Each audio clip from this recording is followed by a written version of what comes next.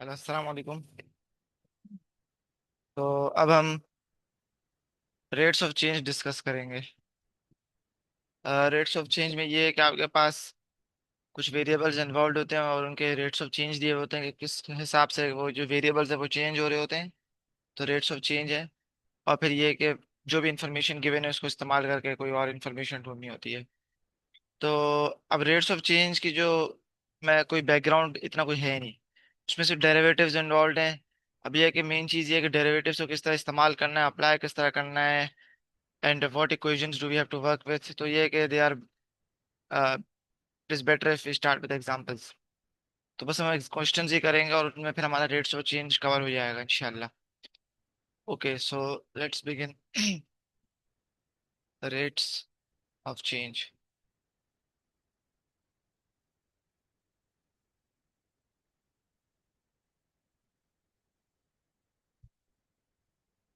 Okay, a curve has an equation. A curve has the equation y equals to x square minus 2x minus 3. Okay. A point is moving along the curve in such a way that at p the y coordinate is increasing at 4 units per second and the x coordinate is increasing at 6 units per second. Find the x coordinate of p. Okay, अब ये p क्या है? क्या point is moving along the curve in such a way that at p, तो ये at p क्या है? ये जो p है ये itself एक पॉइंट है और ये मखसूस एक स्पेसिफिक पॉइंट है ऑन द कर्व, जहाँ पे फिर हमारे पास वाई कोऑर्डिनेट का ये रेट ऑफ चेंज होगा, एक्स कोऑर्डिनेट का ये रेट ऑफ चेंज होगा। तो लेट्स से कि हमारे पास ये कर्व है, this is our curve, let's say ये। ओके, तो हमारे पास एक पॉइंट है जो मूव कर रहा है। हमारे पास एक पॉइंट है जो मूव कर रहा है, point is moving along the curve in such a way, चलता रहेगा फिर जब वो पॉइंट पी को एक स्पेसिफिक चेक पॉइंट एक स्पेसिफिक पॉइंट को रीच करेगा तो तब वहां पे रेट्स ऑफ चेंज उसके ये होंगे। तो हमारे पास एक मूविंग पॉइंट है, this is our moving point. ये पहले यहाँ था, फिर ये यहाँ आया होगा और फिर ये अलोंग द कर्व मूव करेगा। करते करते करते वो एक स्पेसिफिक चेक पॉइंट को उसने रीच कर लिया, जो ये है। तो ये जो स्पेसिफिक पॉइंट है, specific place on the curve curve है, या स्पेसिफिक चेक पॉइंट है, उसको उन्होंने पी बोला हुआ है। द पॉइंट पी या सिर्फ पी। तो आपका ये जो लाइट ब्लू पॉइंट है ये चलते चलते चलते चलते ऑब्वियसली इस चेक पॉइंट के थ्रू भी पास करेगा और फिर आगे जाता रहेगा। एक्चुअली इंटीरियर में बनाना चाह रहा हूँ। ओके, तो लेट्स हल्का सा बनाता हूँ। ओके, और उसके बाद ये चलता रहेगा नॉर्मली जिस तरह भी चल रहा है। तो अब हमें नहीं पता कि आगे किस रेट्स पे जाएगा, वट एवर। मेन चीज क्या है? मेन चीज क्या है, जब इसने specific point P, blue point को रीच किया, तो वहां पे उसकी जो स्पेसिफिक स्पीड बोलते हैं वो हमें गिवन है क्या, कि the Y coordinate is increasing at 4 units पर second and the x coordinate is increasing at 6 units पर सेकंड। मतलब मतलब ये जो ब्लू पॉइंट है एट द पॉइंट पी, यहाँ पे क्या हो रहा है? यहाँ पे हो रहा है तो जो वाई कोऑर्डिनेट को हम वाई लिखते हैं ऑब्वियसली, का जो रेट ऑफ चेंज है वो क्या दिया हुआ है? वो दिया हुआ है 4 यूनिट्स पर सेकंड। तो उसको आप जो लिखेंगे 4 यूनिट्स, फोर भी लिख लें, या आप लिख, ये जो भी ब्रैकेट में लिख रहा हूँ कि मर्जी आपको लिखना है तो लिखें, नहीं लिखना मसला नहीं है। 4 यूनिट्स पर सेकंड। तो D Y by D t मैंने क्यों लिखा है D Y by D t? क्योंकि दिख रहा है कि y coordinate is increasing at 4 units पर सेकंड, मतलब हर सेकंड वाई कोऑर्डिनेट चेंज होगा। अब वो इंक्रीज होगा डिक्रीजिंग होगा, that is not the point, कि हर सेकंड वाई कोऑर्डिनेट चेंज होगा। वाई कोऑर्डिनेट इज इंक्रीजिंग पर सेकंड, इसका मतलब है कि वाई कोऑर्डिनेट पर सेकंड या with respect to time change हो रहा है। तो मैंने लिख लिया कि D Y by D T मतलब we have some change in Y with respect to some change in time. D Y by D T the change in Y with respect to change in time. वैसे बेहतर है इसको यूं लिखें, change in Y with respect to time, इसको बोलते हैं rate of change of Y भी बोलते हैं। ओके, और इसको हम फिर आप लिख लें 4 या 4 यूनिट्स पर सेकंड। सही है। तो हम इस तरह रेट्स ऑफ चेंज लिखते हैं। और अब एक्स के लिए भी एग्जैक्टली यही होगा कि the x coordinate is increasing at 6 units पर सेकंड। तो ये हो जाएगा एक्स कोऑर्डिनेट इज चेंजिंग, मतलब we have some change in x with respect to time, this is the rate of change of x. और ये हो जाएगा 6 यूनिट्स पर सेकंड। अच्छा, क्योंकि इंक्रीजिंग है तो इसलिए मैंने ये नंबर पॉजिटिव लिए और पीछे प्लस लिखना जरूरी नहीं है, लेकिन यू गेट इट कि मैंने +4 या +6 लिए। अगर ये डिक्रीजिंग होता तो फिर you would have incorporated a negative sign into the numbers. Units फिर बता रहा हूँ लिखने की जरूरत नहीं है, आप लिख लें तो बेहतर है। You get an idea what is actually happening. तो होगा क्या, होगा ये कि इस पर्टिकुलर पॉइंट पे हमारा ये जो, समझ ले कि ये जो लाइट ब्लू पॉइंट है, वो जब इस पर्टिकुलर चेक पॉइंट को रीच करेगा, तो वो फिर उसकी जो एक्स कोऑर्डिनेट है उसमें चेंज आएगा 6 यूनिट्स का हर सेकंड, या पर सेकंड बोल दें, और फिर वाई यूनिट्स का आएगा 4। मीनिंग मीनिंग ये है कि मुझे नहीं पता यहाँ पे कोऑर्डिनेट्स क्या है, कोऑर्डिनेट्स लेट्स से 10 5, अगले सेकंड क्या हो जाएंगे, अगले सेकंड यू गेस्ड इट, ये हो जाएंगे एक्स में चेंज कितने का है, 6 का, तो ये हो जाएगा 16, और ये हो जाएगा वाई का, तो ये हो जाएगा 9।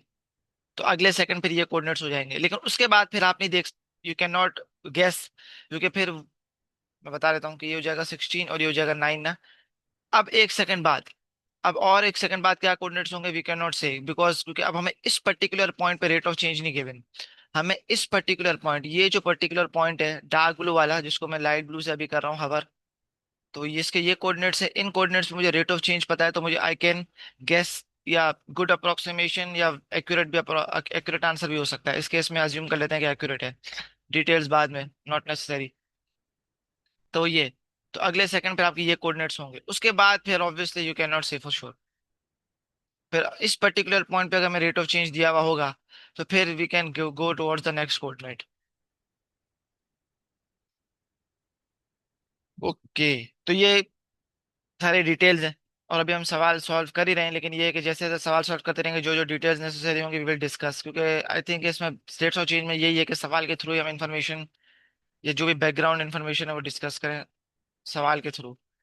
और क्या दिया हुआ है, बस ये दिया हुआ है, और कर्व की इक्वेशन भी दी हुई है। ओके, कर्व की इक्वेशन क्या दी हुई है, कर्व की equation y equals to x square minus 2x-3। Okay, तो ये कर्व की इक्वेशन है।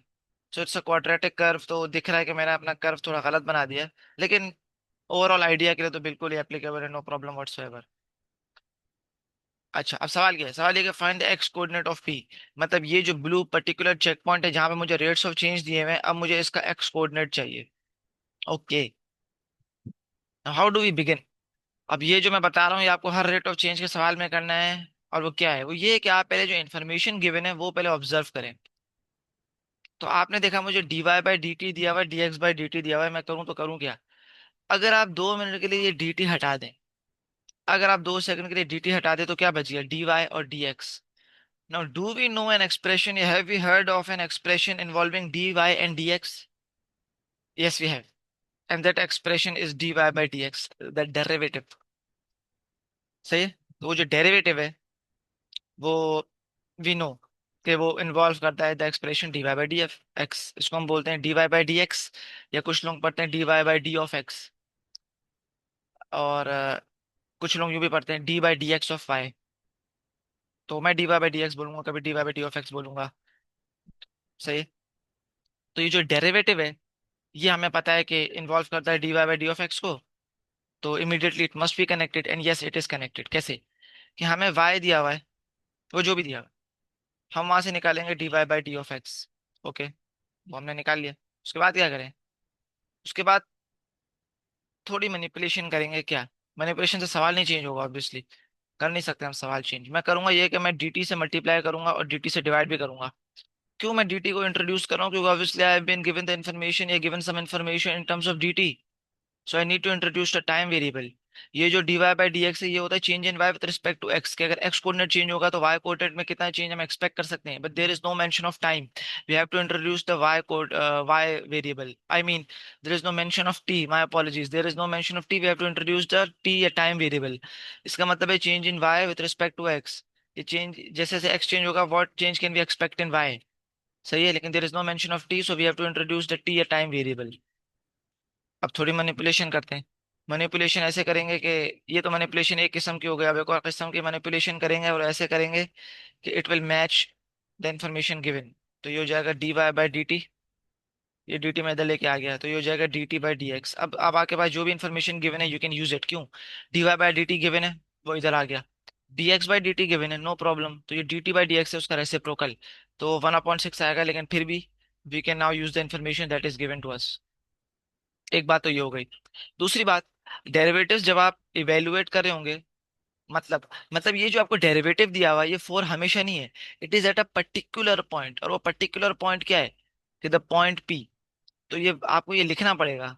तो यहाँ पे मैंने लिखा नहीं, लेकिन अब मैं यहाँ पे इंट्रोड्यूस कर रहा हूँ कि एट द पॉइंट पी। तो डेरिवेटिव आपको इवेल्युएट करना पड़ता है एट अ पर्टिकुलर पॉइंट। सही। फॉर एग्जाम्पल अगर मैं आपको एक लाइन दूं, अब मैंने इसका डेरिवेटिव निकाला, तो वो हमेशा फोर रहेगा, इसलिए मुझे कहीं लिखने की जरूरत नहीं है भाई एक्स की वैल्यू थ्री पे ये डेरिवेटिव है, एक्स की वैल्यू टू पे ये डेरिवेटिव है, नहीं।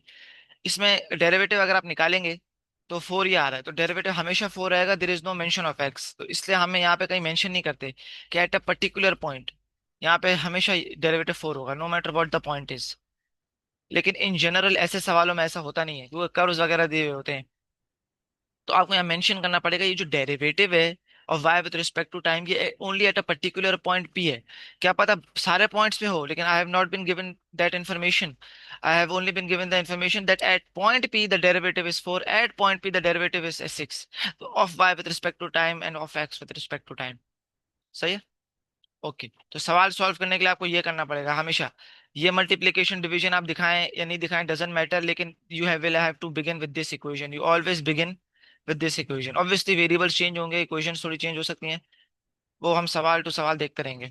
Okay, D Y by D X को D Y by D T, D T by D X. Okay, अब क्या करूं, अब मैं तो फंस गया। तो बिल्कुल नहीं फंसे। डीवाई बाई डी एक्स हमें पता है, हमें जब वाई दिया हुआ है we can find the derivative of y with respect to x, वो क्या होगा, ये हो जाएगा 2x - 2।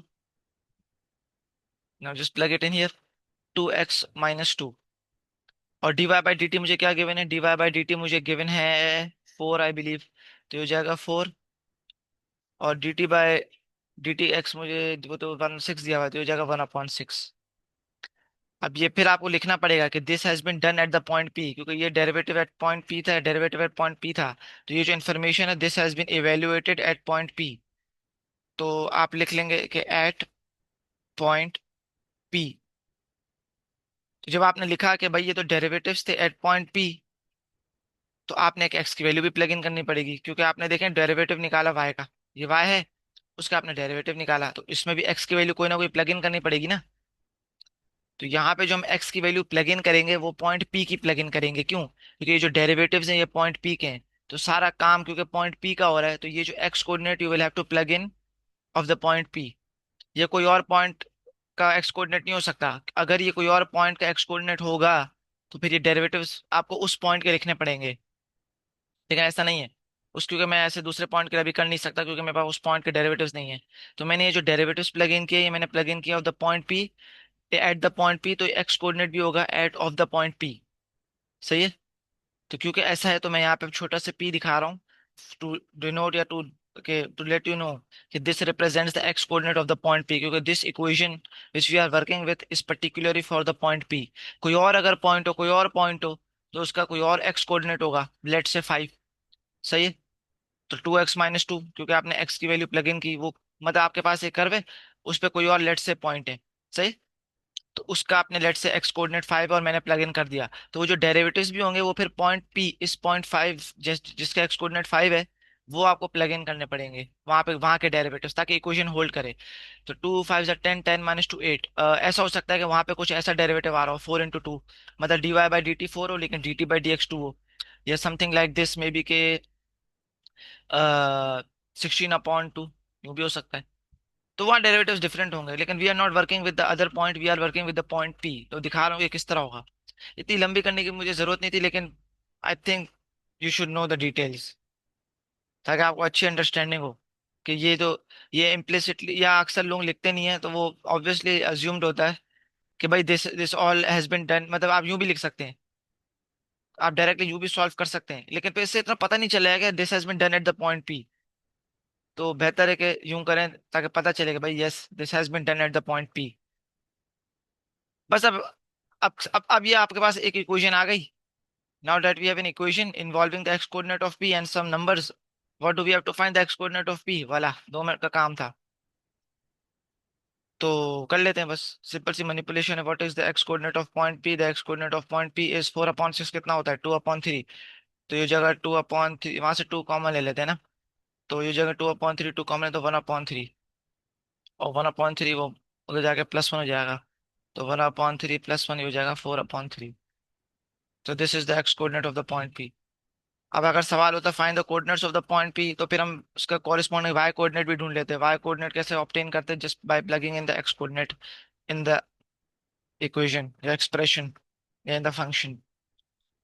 तो अच्छा सवाल था, गुड क्वेश्चन। और अब हम कैरी ऑन करते हैं। अच्छा, तो इसमें एक मेन चीज मुझे बतानी थी क्या? मेन चीज ये है कि हमेशा you will need a main equation. Main चीज यही है कि you will need a main equation. ये आपकी मेन इक्वेशन। मेन इक्वेशन क्यों है मेन इक्वेशन? ये है इसलिए क्योंकि this is the equation that involves the variable y and the variable x। तो हमेशा एक मेन, क्योंकि आपके पास एक टाइम का वेरिएबल तो इंट्रोड्यूस हो ही रहा होगा। तो अगर आप टाइम के वेरिएबल को हटा दें तो यू आपको चाहिए dy और फिर dx, इन अदर वर्ड्स dy/dx। तो वो dy/dx कैसे ऑब्टेन होगा? एक ऐसी इक्वेशन से जिसमें y भी और x भी हो, तो you need a main equation. अब ये मेन इक्वेशन कभी कभी गिवन होगी हो, और कभी कभी मतलब होपफुली गिवन होगी, कभी कभी ये है कि नहीं गिवन होगी, आपको खुद ढूंढनी पड़ेगी, as we will see.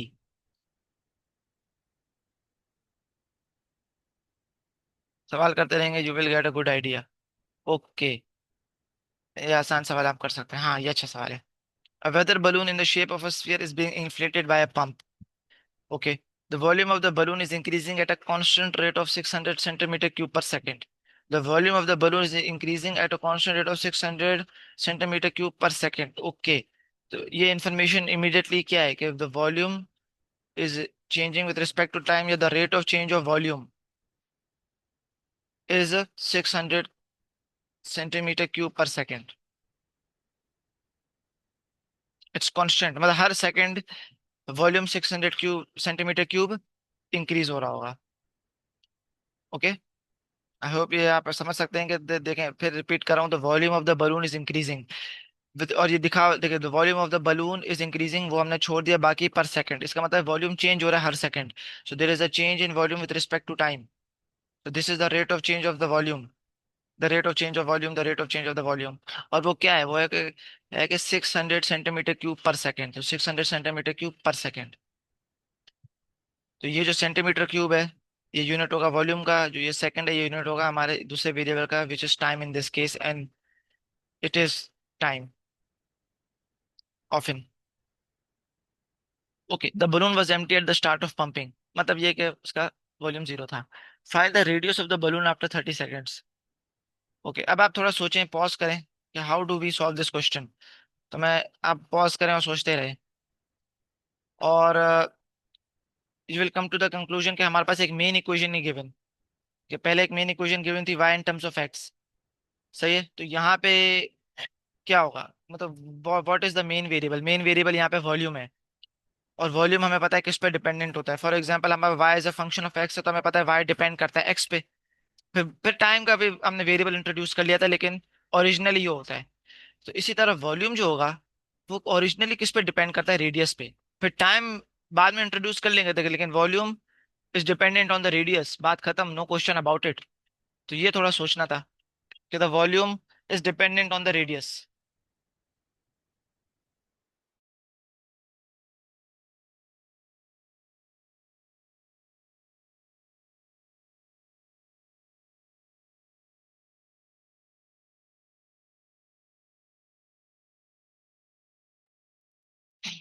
Sorry, apologies. कहाँ थे हम? हाँ। तो y is a function of x। चले, यहाँ मैं लिख लेता हूँ क्या क्या आप हमेशा कंपेयर कर सकें। y is a function of x, ये तो हमें हमेशा गिवन होता है। तो y इज द ओरिजिनल या मेन या डिपेंडेंट वेरिएबल, बहुत बोलने के उसको तरीके हैं। And x is the, you get the idea के इंडिपेंडेंट वेरिएबल, और y is dependent on x। तो इसी तरह वॉल्यूम के लिए अगर आप देखें, तो वॉल्यूम के लिए डिपेंडेंट, वॉल्यूम खुद डिपेंडेंट है, वेरिएबल है। अच्छा, dependent function, dependent variable, dependent main thing. तो वो किस पे डिपेंड करती है? वो डिपेंड करता है रेडियस पे, ऑब्वियसली कोई ना कोई फंक्शन के थ्रू। और volume depends on the radius, no question about it. और भी कुछ कॉन्स्टेंट्स होंगे, लेकिन वो सिर्फ कॉन्स्टेंट्स ही होंगे। रेडियस चेंज करूंगा तो वॉल्यूम चेंज हो जाएगा। तो मेन चीज ये है कि तो इसमें जो इंडिपेंडेंट वेरिएबल है वो रेडियस है।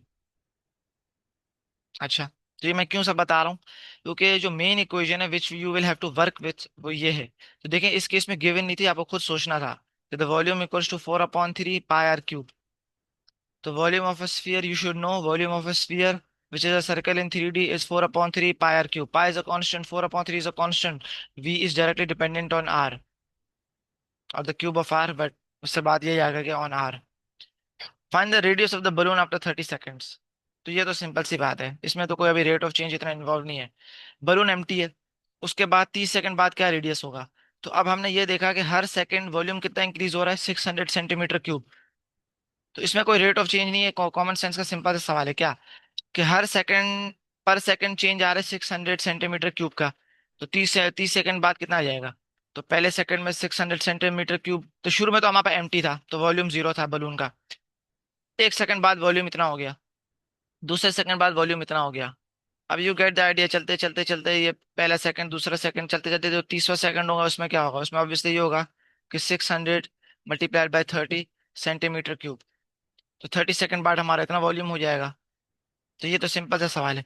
तो we will have now found the radius volume of the sphere. ये फिर बता रहा हूँ कि सिंपल सी बात है कि हर सेकंड कांस्टेंट रेट बढ़ रहा है, कांस्टेंट रेट से बढ़ रहा है volume which is 600 centimetre cube per second. तो हर सेकंड वॉल्यूम, मतलब ये कि पानी लेट से ऐड हो रहा है, तो कुछ भी लिक्विड ऐड हो रहा है, बड़ा अजीब तरीके से ऐड हो रहा है. वैसे अगर एक पंप होता तो उसमें कंटिन्यूसली ऐड हो रहा होता तो वो इतना इतना फिक्स नहीं होता. लेकिन ये कि लेट से कि मतलब ऐसा होगा नहीं, लेकिन एक अच्छा सिनारियो ये बन सकता है कि आपके पास एक एम्प्टी बलून है और उसमें आपने 600 centimetre cube of 600 centimetre cube worth आपने क्या लिया, एक लिक्विड ले लिया और वो आपने बलून के अंदर डाल दिया. फिर आपने एक और 600 सेंटीमीटर क्यूब का लिक्विड लिया, वो आपने उसके अंदर डाला. तो हर सेकंड आप 600 ऐड कर रहे हैं. पंप के जरिए तो ऑब्वियसली फिर कोई और रेट होता, देखना पड़ता, शायद वेरिएबल भी होता. एनीवेज, तो अब करते करते करते 30 सेकंड बाद वॉल्यूम कितना बन जाएगा भाई. वो आई थिंक बिलीव बन जाएगा 18, आई बिलीव 18 बन जाएगा, 18,000 सेंटीमीटर क्यूब. अब वो रेडियस मांग रहे हैं, तो जब वॉल्यूम गिवन है तो रेडियस के लिए भी सॉल्व कर ले. वॉल्यूम हमें पता है 4/3 पाई आर क्यूब होता है. यहाँ से I think you will be able to solve for the radius easily. लेकिन आई थिंक वो रेडियस पर अगले पार्ट में इन्वॉल्व है, तो we should solve for the radius. और रेडियस डायरेक्टली सॉल्व करते हैं, क्या आएगा. तो रेडियस आफ्टर 30 सेकेंड्स, तो लिख लें आफ्टर 30 सेकेंड्स, या बस लिख लें 30 सेकेंड्स.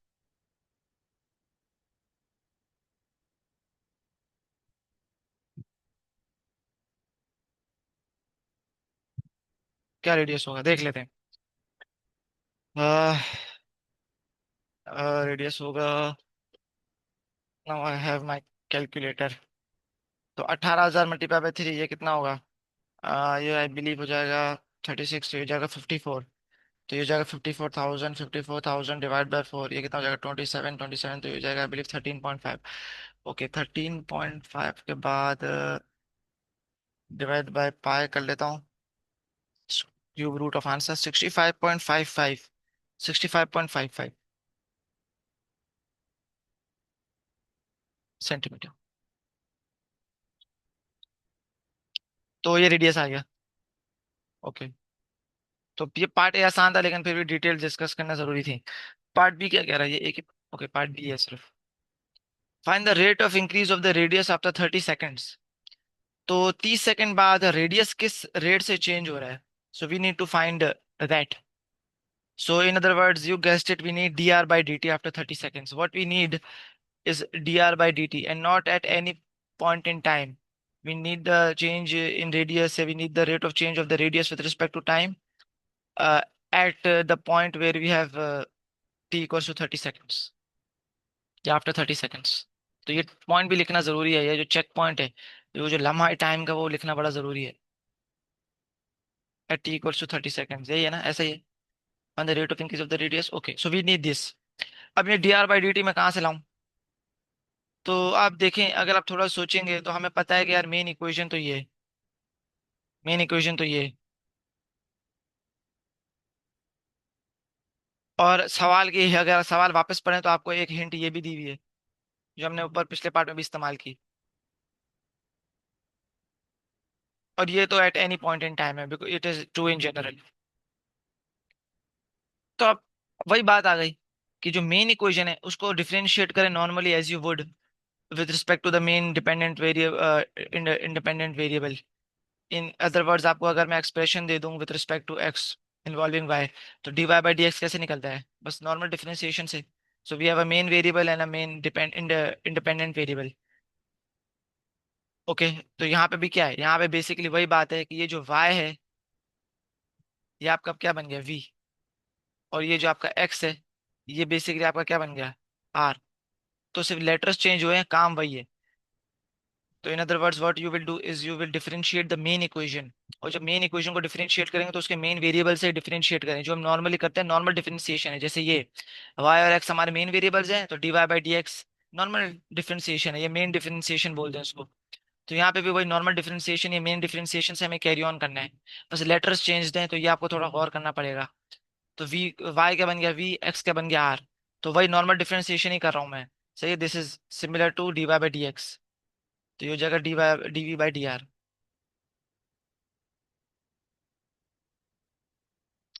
तो ये तो कॉन्स्टेंट्स हैं।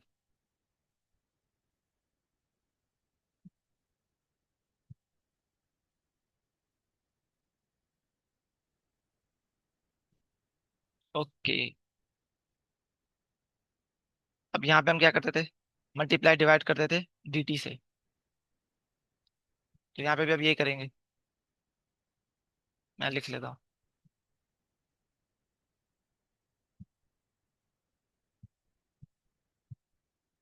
ये स्टेप लिखना जरूरी नहीं है, ये तो मैं दिखा रहा हूँ dt इंट्रोड्यूस कैसे हुआ। अगला स्टेप जरूरी है।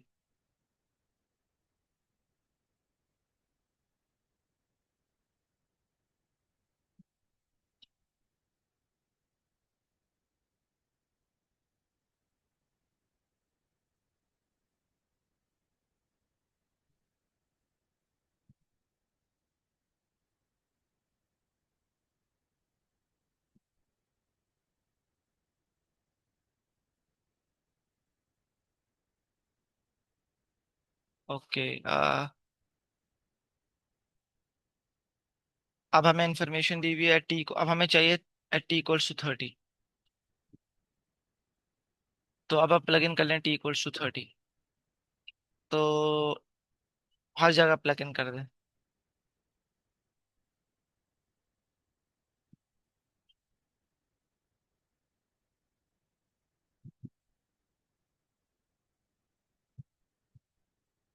तो हर जगह टी इक्वल्स टू 30 हो जाएगा। सही। ओके। तो अब हमें पहले expression dv by D R का हमें दिया हुआ है, तो ये expression dv by D R जो normal dy by D X expression होता है, ये तो हमेशा इस्तेमाल करना पड़ेगा।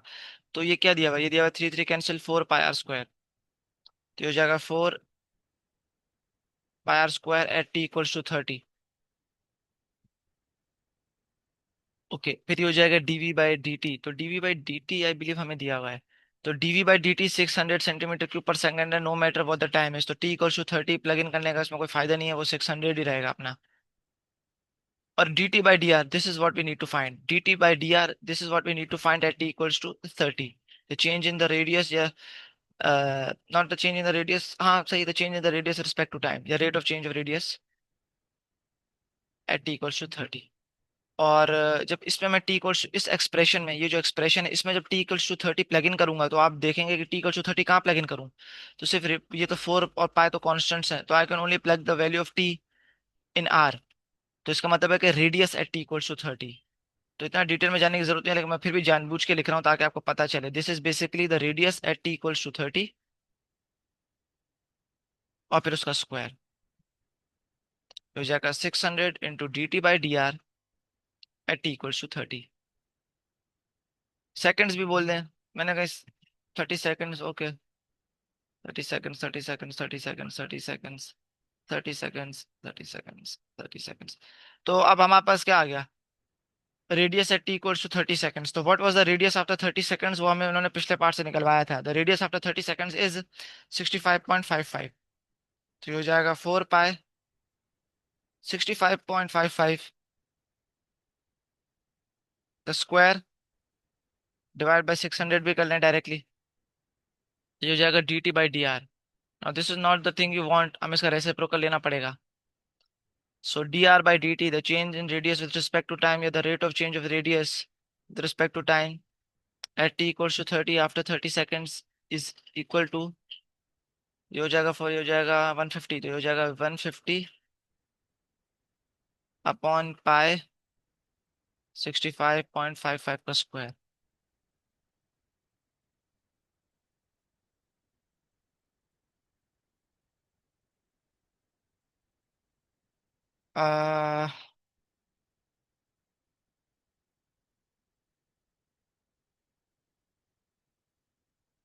आई थिंक ओके, सही जा रहे हैं हम। तो 65.55 का square 150 divide by answer divide by pi. 0.01, 0.011, approximately 0.01 centimetre पर सेकेंड। तो अगले सेकंड पे तो फिर you can approximate the radius, मतलब ये कि रेडियस एट 30 सेकेंड्स कितना था? 65.55, 65.55। तो फिर you can gas the radius at the t equals to 31 seconds या after 31 seconds, तो वो radius after 31 seconds will be 65 point 65.56 हो जाएगा, 65.56। आई थिंक मैंने सब कुछ ठीक किया है, मैं देखूँ कोई गलत तो नहीं किया। कुछ कैलकुलेशन में तो होपफुली उम्मीद है कोई गलती नहीं हुई होगी। 4/3 पाई आर क्यूब डिफरेंशिएट किया तो 4 पाई आर स्क्वायर, सही है, वो तो हो गया।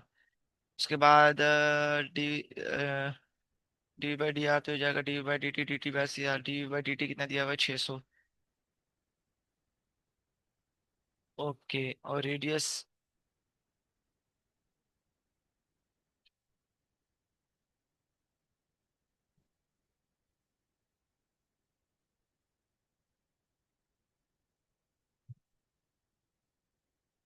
सही, आई थिंक सब कुछ सही है। एक सेकंड, किधर गया मैं? फिर 4 पाई आर स्क्वायर ना, तो 4 पाई आर स्क्वायर अपॉन 600, और ये हो जाएगा 4 150, 150 तो हो जाएगा 150 अपॉन पाई। 150 अपॉन पाई, सही सही सही, ओके।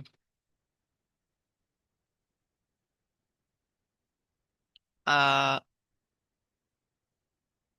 सही, ओके। तो गुड क्वेश्चन। तो आई होप आप अपने समझ गए होंगे किस तरह सवाल सॉल्व करने हैं। एक और आई थिंक हम कर लेते हैं।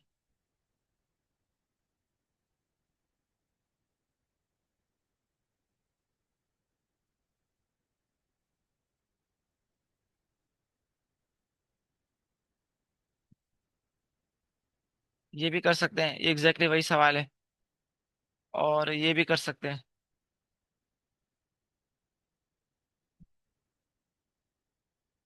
ये वाला कर लेते हैं। दोनों एक ही है तकरीबन ना, कोई मसला नहीं है। A point P is moving along a curve in such a way that the x coordinate of P is increasing at a constant rate of 2 units per minute। तो ये वही बात आ गई कि at a particular point in time या at a particular point या check point पे आपके पास क्या होगा? वो rate of change x coordinate का दिया हुआ है। इक्वेशन भी दी हुई है। Find the rate at which the Y coordinate is increasing at when x equals to 1। अच्छा, तो अब यहाँ पे थोड़ा डिफरेंट है, अब यहाँ पे एक्स कोऑर्डिनेट। अच्छा, देखते हैं। तो सबसे पहले तो इक्वेशन लिख लेते हैं। What is the equation? y equals to 5x - 1। सही है। और a point p is moving. अच्छा अच्छा अच्छा अच्छा, सही। A point p is moving along a curve in such a way that the x coordinate of p is increasing at a constant rate of 2 units per minute. अच्छा अच्छा, मैं समझा p कोई पर्टिकुलर पॉइंट है, लेकिन वो p actually इस point का ही नाम है जो मूव हो रहा है।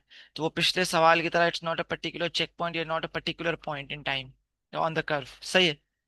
तो एक पॉइंट पी है, वही मूव अलोंग कर रहा है इन कर्व, और उसका जो चेंज इन एक्स कोऑर्डिनेट है वो कांस्टेंट है with respect to time and it is 2 units per minute. अच्छा, तो d x by D t हमेशा 2 यू होगा,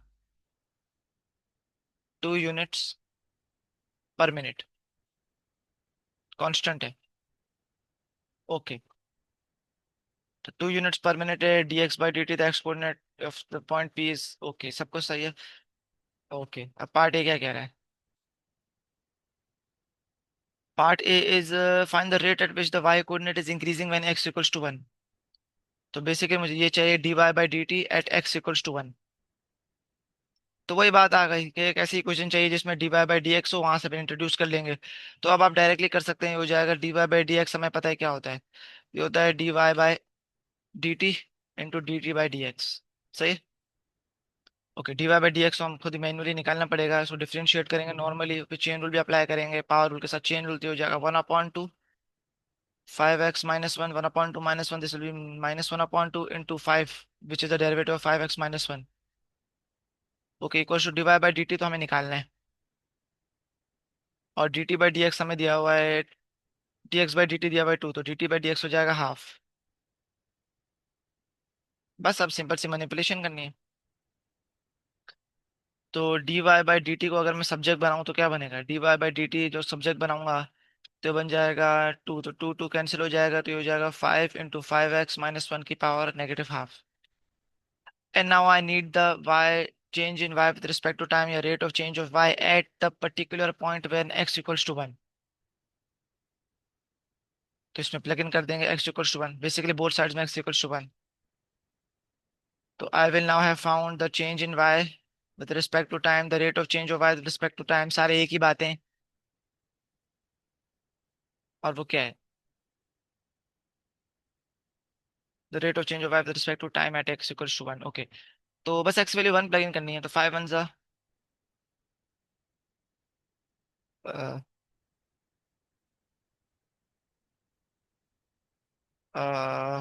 मैं बस सोच रहा हूँ कि मैंने जल्दबाजी तो नहीं की ना, बस सही है। ओके, तो एक्स की वैल्यू 1, 5 1 जा 5, 5 - 1 4, 4 का पहले स्क्वायर रूट लें, तो 4 का स्क्वायर रूट होता है 2, फिर 2 की पावर -1 तो 1/2, तो दिस विल बी 5.2, 5.2 या बेसिकली 2.5 यूनिट्स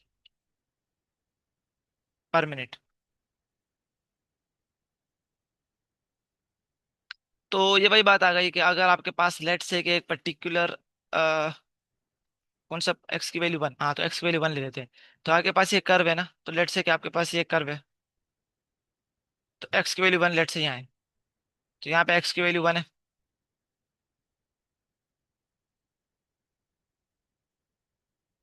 और कोई ना कोई कॉरेस्पॉन्डिंग वाई कोऑर्डिनेट भी होगा, डजेंट मैटर। तो ये पर्टिकुलर पॉइंट है।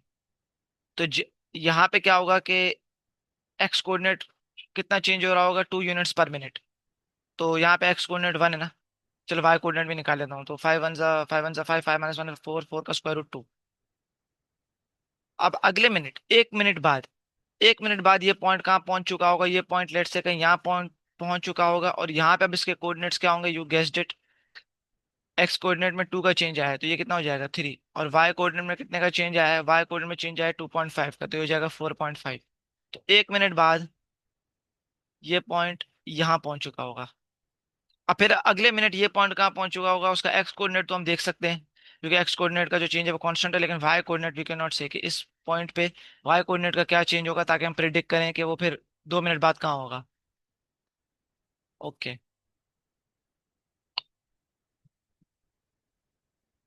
Part b. Part b, find the value of x when the Y coordinate is increasing at 5/8 units per minute. तो ये वही बात आ गई। अब इसी इक्वेशन के साथ काम करना है।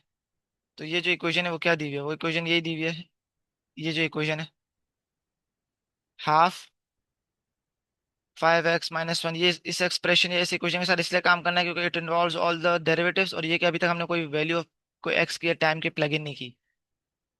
तो ये हो जाएगा D Y by D t, और ये हो जाएगा half. Okay, I am sorry, मुझे फिर इन्फॉर्मेशन देखनी पड़ेगी। व्हेन द, अच्छा, अब उन्होंने मुझे हिंट दे दिया कि तो when the Y coordinate is increasing at 5.8 units per minute, मतलब कोई ना कोई ऐसा पर्टिकुलर टाइम आएगा, कोई ना कोई ऐसा पर्टिकुलर चेक पॉइंट आएगा, कोई ना कोई ऐसा पर्टिकुलर पॉइंट आएगा, कोई चेक पॉइंट आएगा या कोई पॉइंट इन टाइम आएगा, वहां पे ये हो रहा होगा कि change in Y with respect to time कितना होगा, तो change in Y with respect to time होगा 5.8 यूनिट्स पर मिनट। तो उस पर्टिकुलर टाइम का मुझे नहीं पता कि उस टाइम को मैं क्या बोलूँ, उस पॉइंट को मैं क्या बोलूँ, तो उसको मैं बोल देता हूँ कि लेट दैट पॉइंट, तो लेट द पॉइंट, लिखने की जरूरत नहीं है, मैं कर रहा हूँ, let the point on the curve, let the point on the curve b, let say capital x, नहीं लेट से, वो एक्स एक्स में कंफ्यूज नहीं करना चाहता, let say m, let the point on the curve b m, तो एक ऐसा particular point आएगा ऑन द कर्व जिसका मैं नाम दे रहा हूँ एम। वहां पे ये होगा कि वो जो फिर D Y by D T होगा, change in Y with respect to time, वो क्या हो रहा होगा, 5.8 यूनिट्स पर मिनट। तो 5.8 यूनिट्स पर मिनट। अब वो जो एम है उसको पॉइंट का नाम तो मैं दे दिया, तो उसके कोऑर्डिनेट्स को भी नाम दे देता हूँ, तो इसको बोल देता हूँ एक्स एम वाई एम से। ओके। तो बस अब आप ना you just plug in the information. तो ये जो इस एक्सप्रेशन है इसके अंदर मैं प्लग इन कर दूंगा।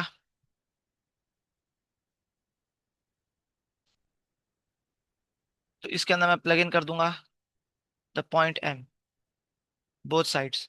तो ये हो जाएगा D Y by D t point m. ये जो हाफ है ये आया था d T by D x से, या d x by D t से आया था रेसिप्रोकल लेके। और उसमें कोई देखें तो वो कांस्टेंट था, उसमें कोई इन्वॉल्वमेंट नहीं थी। उन्होंने ये नहीं बताया कि वो एट अ पर्टिकुलर पॉइंट ये दिया हुआ है, तो क्या पता दूसरे पॉइंट पे कुछ और हो। तो उन्होंने बोल दिया कि नहीं, it is constant her point पे। कोई भी पॉइंट ले लें on the curve, D x by D T x unit, x coordinate जो चेंज होगा विद रिस्पेक्ट टू टाइम वो 2 यूनिट्स होगा। तो कांस्टेंट है, तो इससे यहाँ पे मतलब डजंट मेक सेंस। आप मतलब डज मेक सेंस लेकिन जरूरी नहीं है कि आप पहले यहाँ पे लिखें D x by D T या D T by D X, और फिर लिखें कि और फिर यहाँ पे लिखें कि d T by D x at point m कर सकते हैं। लेकिन हमें पता है इट इज कॉन्स्टेंट, तो हम अपने आप को काम बचा रहे हैं और हम उसको हाफ ही ले रहे हैं थ्रू आउट। ओके, अब पॉइंट एम, तो यहाँ पे क्योंकि एक्स वैल्यूज है तो एक्स वैल्यूज प्लग इन करनी पड़ेंगी, तो x in that is the x coordinate of m. आपने देखें यहाँ पे ये जो एक्सप्रेशन है इसमें इन्फॉर्मेशन प्लग इन करनी ऑफ द पॉइंट एम, और यहाँ पे सिर्फ वेरिएबल एक्स इन्वॉल्व है, तो obviously you will just plug in the x coordinate of m. तो ये हो जाएगा हाफ, ये हो जाएगा 5 XM minus one power minus half into 5 equals to, अब मुझे d Y by D t at the point m कितना दिया हुआ है, दैट इज 5/8। तो ये हो जाएगा 5/8 इंटू हाफ।